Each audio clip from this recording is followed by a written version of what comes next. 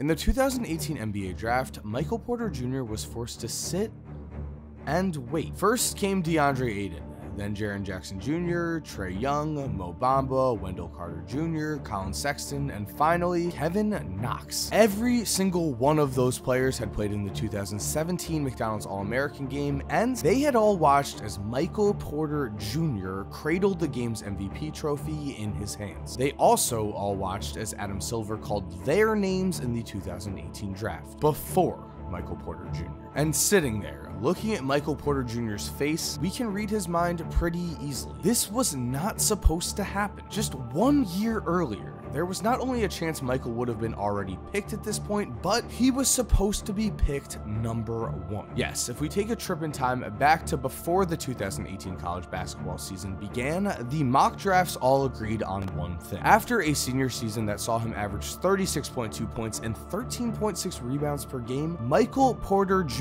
not Luka Doncic, not DeAndre Ayton, not Trae Young, was the can't-miss prospect of 2018, and he was going to be a star at the next level. In one of their first mock drafts, ESPN ranked Michael #1 and called him a, quote, potentially devastating offensive weapon. Over at CBS, the ranking was the same, but this time they called him a supersized Jason Tatum. And as for Bleacher Report, they actually felt the need to ask the question, can anyone compete with Michael Porter Jr.? But then came the back injury. So what's up guys, Mike here, and there's no need for an intro here, we're just going to continue on to the back injury. In his very first college basketball game, Michael Porter's career at Missouri ended before the first half against Iowa State. The injury was serious and extremely concerning for NBA scouts, as back injuries are among the worst injuries a player can possibly suffer. And so, by the time the 2018 NBA draft came around, teams were scared. They were scared they could potentially waste a draft pick if they selected Michael, and watch this, he never again was the same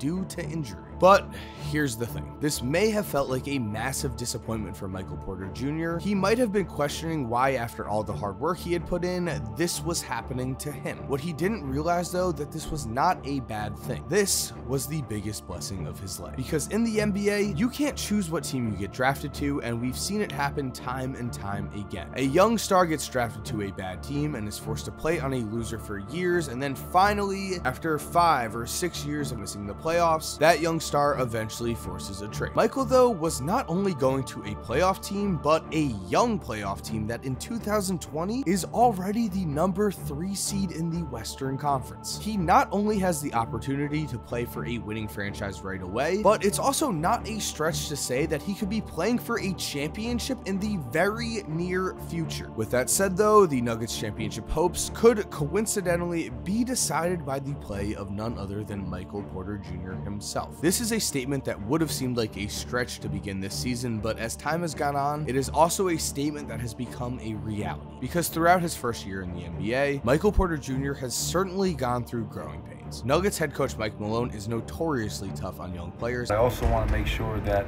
he's earning anything that's given to him. Giving a player something is only going to retard their development.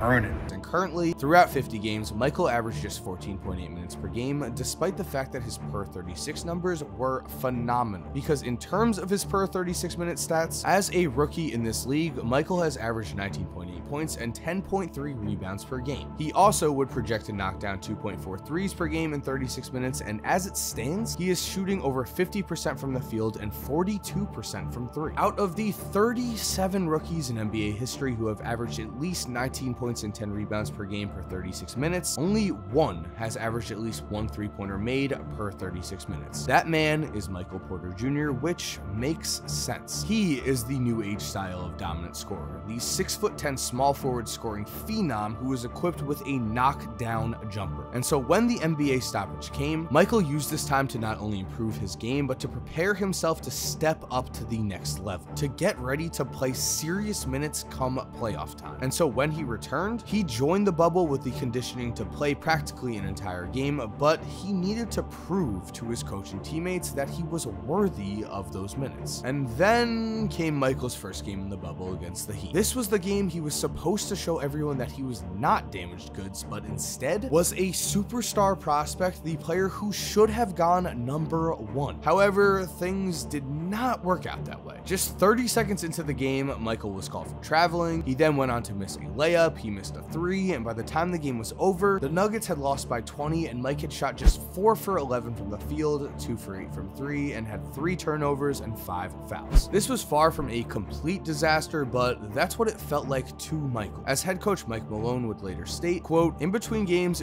I got 3 texts from Michael hitting me up saying, I have to be better, I can do better, stick with me." All those things. I said, Michael, I'm not going anywhere. I'm gonna stay with you. You're a hell of a young player and you're going to continue to grow. This not only proved the type of confidence Michael Porter Jr. had in himself, but it also proved the confidence that his head coach now had in him. And this would pay off big time, because with the confidence of his coach behind him, Michael would rise up and have a historic night for a rookie, because against the Thunder, Michael Porter Jr. was simply unstoppable. When it was all said and done, he would finish the night with 37 points and 12 rebounds on 12 of 16 shooting, including 4 of 6 shooting from 3. This performance makes him just the 6th rookie in history to have at least 35 points, 10 rebounds, and 4 3-pointers made in a single game. And as you can see with the names on this list, they are impressive to say the least, aside from Anthony Moore.